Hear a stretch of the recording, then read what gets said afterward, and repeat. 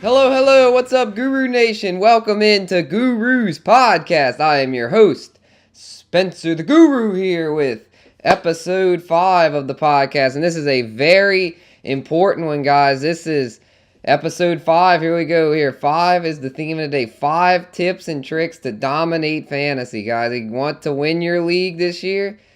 Do you want to win your league this year? I believe that's a yes.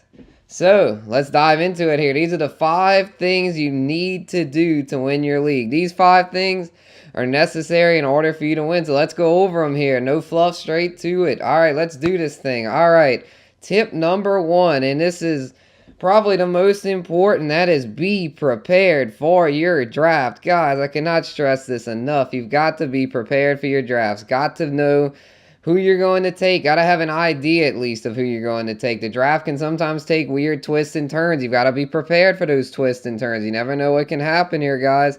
It's can be the Wild West out there sometimes in your league, because a lot of times your league members can make crazy picks, but you've got to be ready for that. You've got to be prepared in case there's like an abnormality that you're not used to in mocks. But you've got to do a lot of mocks as well. Mock drafts, guys, are very helpful in preparing for your real draft, especially if you know where you're going to pick. Because you can get a pretty good idea of the players that you're targeting. So on draft day, you kind of have an idea. Well, I pick 7th. I'm targeting Saquon Barkley. So if he's there, I can get him. However, if he's gone, I have backup plans. You have plan B, DeAndre Hopkins, maybe Kamara if you like Kamara. I'm not really feeling him at 7, but, you've got to be prepared. You've got to develop the kind of players that you want on your squad. You don't want to just go off, a generic cheat sheet. You don't want to you have a cheat sheet, print it out last minute, cross the names off. No, you don't want to do that. That's the easy way out, and honestly, it's not the way to success, because if you want to really truly win your league, you've got to be prepared on draft day. You've got to take the players that will win for you, because a lot of times those cheat sheets, cheap sheets, just call them cheap sheets, because they're not going to win you your league. Those sheets they just copy and paste stuff. They don't really put much thought into that. When you really analyze players, you've got to dive deep into stats. You've got to look for players that are having positive trends in their stats. Look for trends. Look for coaching changes, positive coaching changes. Look for players in improved systems. Look for guys that are may have had a bit of a down year last year that are looking good in improved system and showing good rapport. And like a receiver showing good rapport with his quarterback, always a good thing. And then also you've got to find players, with clear past the playing time. Got to find, those breakout rookies who have clear past the playing time, such as Saquon Barkley or Darius Geis, or even receivers. Michael Gallup in Dallas could be somebody. If they have a clear path to playing time and they're a young player with upside, they're definitely someone you should target. But that's something you can do in your research, because, these podcasts are a great guideline to that, but in the end, it's up to you. It's up to you if you want to win your league. You've got to take the necessary steps in order to do so. And like I said, these podcasts are a great starting point. If you want to win your league, definitely tune into these things. We're gonna, me and Commissioner Crook, he's normally my co-host. We dive deep into this, think deeply, have good debates, and we hit y'all with the information y'all need in order to win. And but yeah, if you really want to win and dominate, you've also got to do some of your own research and be confident on draft day and be prepared. Be prepared to dominate. Be prepared for whatever the draft might throw at you. Just be ready for that. And definitely. All right, let's move on here to tip number 2, and that is to know your league's scoring. Now, this sounds like a really simple thing. Oh, I'm in a PPR. Oh, I'm in a standard. Well, you've got to really know how it's scored, because some leagues are scored differently. Some leagues are not all the same. Most leagues are PPR, 1 point per reception, or standard, where you get, just your no points per reception, but you might have bonuses factored in. We might have extra points for defense. It might have kickers getting bonuses. We don't know. That's why you've got to know your league score, and you've got to know how the league is scored in order to dominate it. You've got to know what to target. Like if you're in a weird type scoring setting where the defense gets a lot of points, then you might want to target a team defense early, such as a Jacksonville or Baltimore, an elite defense. If your league is scored like that, then you might want to consider targeting a defense earlier than in the standard setting where defenses are basically worthless and you can just get by playing the matchups.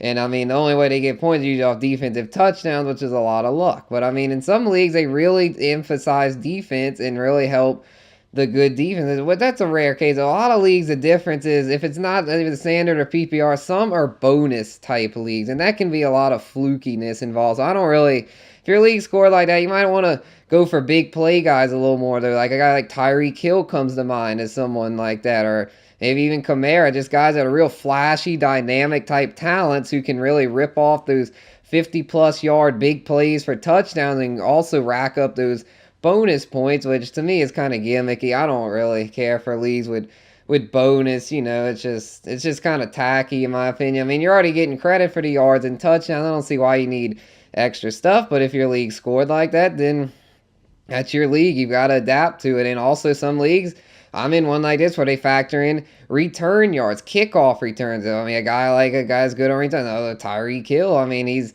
good on returns. So, I mean, his value goes up a lot in return yardage leagues. Jarvis Landry, I believe, when he was, don't know if he's going to still be returning stuff, but when he was with Miami, got some return yards. I mean, they've got guys out there like that. And if that's the way your league is scored, then make sure to be aware of that. You've got to be aware of all this before you draft. Also factor that into your research as well. You can kind of put a stock up arrow next to guys like that because the cheat sheets aren't going to show you any of it. The cheat sheets are just going to go off of their stuff. I mean, they don't care about you and your league. They just want to make money. I mean, I'm here to try to help you guys win. I'm here to try to help you guys win your leagues, get y'all to the next level. So I mean, don't just waste your time with those cheat sheets. Let's put those away and get to it here with these podcasts, and definitely follow these tips. Know how your league is scored. All right, moving on here to tip number 3, and that's once again here with the cheat sheets, thinking beyond the general consensus rankings. You've got to.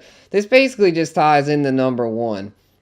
This is hammering home the point of just not conforming to the norm, because if you just conform to the norm and take all of the like the all the ranked high guys, and you're just going to be in line with everybody else. And while you might have a chance at the playoffs, you're probably not going to separate yourself from the pack. You're just going to be stuck. You'll all be, one time win, now I'm losing. No, now you want to consistently be up here while the other guys fight for the scraps. You want to be up here getting the meat, dominating.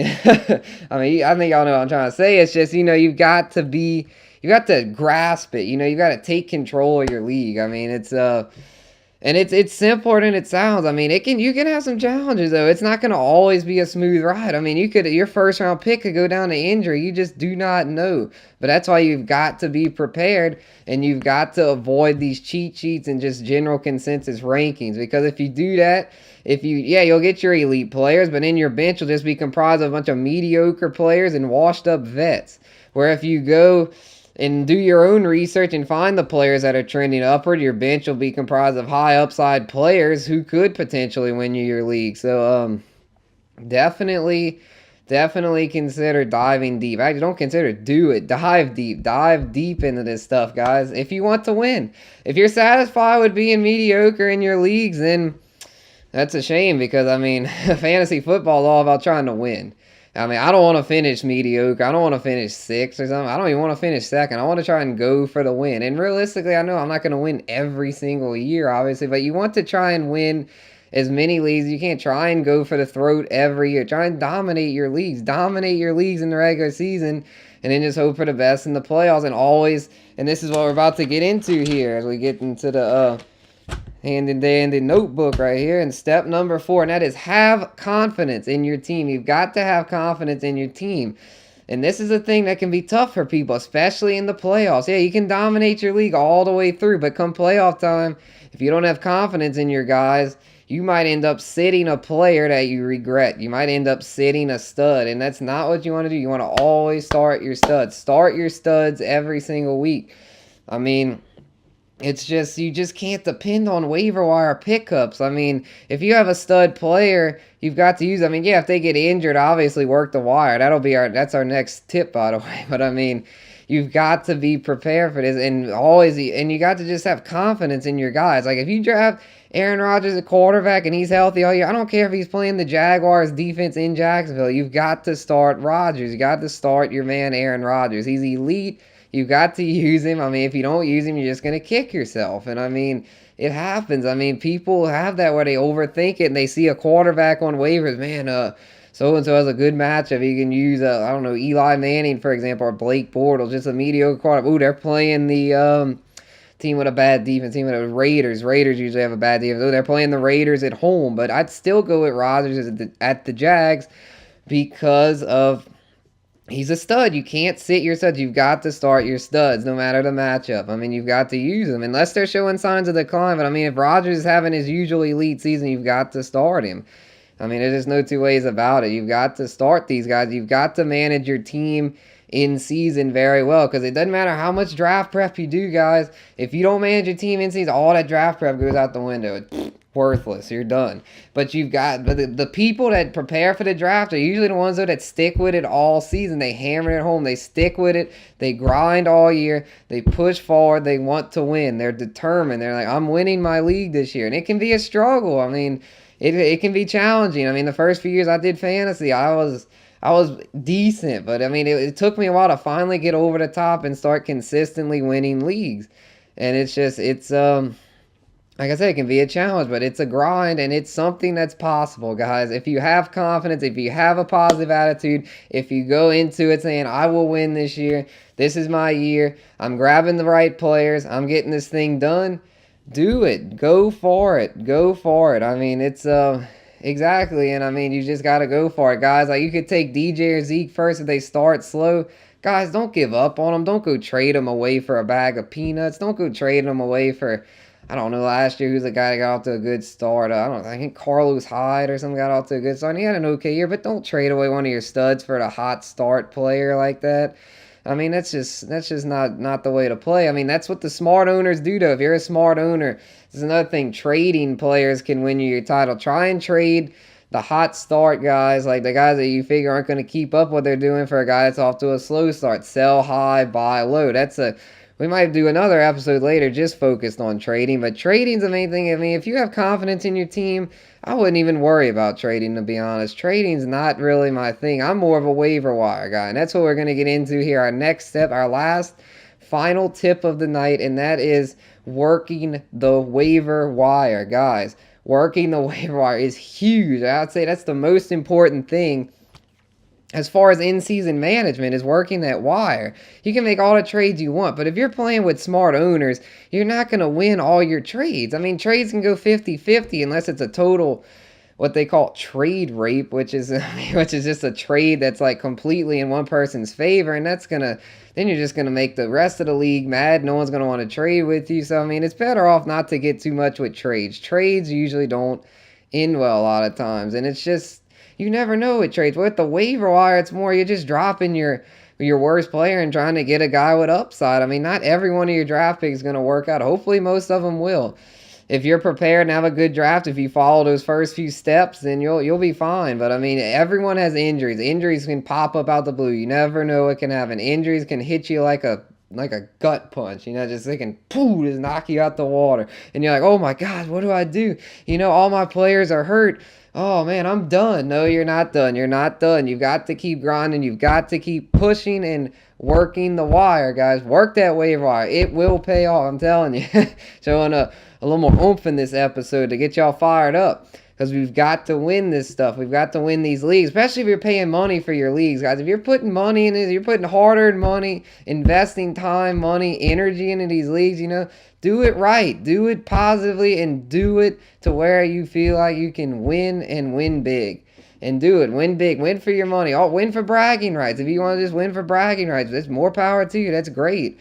I mean, just keep pushing and working that wire. Never give up. Never give up. That's the key. I mean, that can be factored in. Working the wire / never give up. We could say that's tip number 5. I mean, it's so important because, I mean, take this for example. I don't want to talk too much about myself here, but we'll go over this example real quick before I go. It's the IG Experts League, Instagram Experts League from a couple years ago. I was done for. Like, I was literally in, I believe, 9th place. It looked like I was finished. And in the last week, I somehow snuck into the playoffs on some crazy division record tiebreaker. I don't even remember what it was. It was some weird thing. But I snuck in because of the waiver wire. I had all kind of gruesome injuries. It looked like my team was just done for. But I kept working it. Kept working the wire. And I somehow managed to squeak into the playoffs. And I was thinking, oh, I'm in the playoffs. I'm just going to keep working the wire and hope for the best. I mean, I wasn't really expecting to win. After all, I lost so many core players, but I was like, well, gotta go for it here. And I made the playoffs, snuck in there, and almost won the league. I came up runner-up to Fantasy Football Expert. He had a great team that year, but I mean, it just goes to show you never know what can happen, guys. You can turn what appears to be a trash team with all kind of injuries, and you can work it into a possible league-winning team by working the wire. I'm telling y'all, guys, there's all kind of players. A lot of people got Alvin Kamara off of the waiver wire last year, and he was like a top 5 running back, especially in PPR. You can get him off the waiver wire. Guys, you've got to work the waiver wire. It's huge. Every week, every Tuesday, be on that waiver wire and pick up the studs that people are sleeping on. I'd say do it in the draft league. I can get a lot of those guys, so you don't have to worry about the waiver wire as much. But the way the NFL is, you never know what can happen. They had a guy, a 4th-string running back from the Bears, that commented on my post the other day. Ryan Nall, I believe is his name. And he just randomly commented. I looked him up. I looked at his college film. Like, wow, this guy's pretty good. You know, if Jordan Howard or Cohen would get injured or something, this guy could possibly be something. And no one's going to think to draft him. So he's going to be a guy you could possibly get off the waiver wire. Like the Saints, for example, we got a ton of receivers, and we got this rookie receiver that they took in the 3rd round, Traquan Smith, that no one's talking about. But if Ted Ginn gets injured or Meredith has his knee doesn't go exactly right, then Traquan Smith could be something. He's going undrafted. So, guys, we've got to work that waiver wire, got to find those hidden gems, because those hidden gems a lot of times can be what gets you over the top. All right, well, thanks for tuning in. We'll do a quick recap of the tips. Tip number 1, be prepared for your draft. Tip number 2, know your league scoring. Tip number 3, think beyond the general consensus. Tip number 4, be confident in your team. Be confident in your team. And the last tip, number 5, work the waiver wire, and most importantly, never give up. Keep fighting. Keep the faith. Do not give up on fantasy football. If you give up, you will lose. If you keep fighting, keep grinding, keep that positive attitude, you will win. All right, guys. Thanks for tuning in, y'all. I'm out. See y'all later.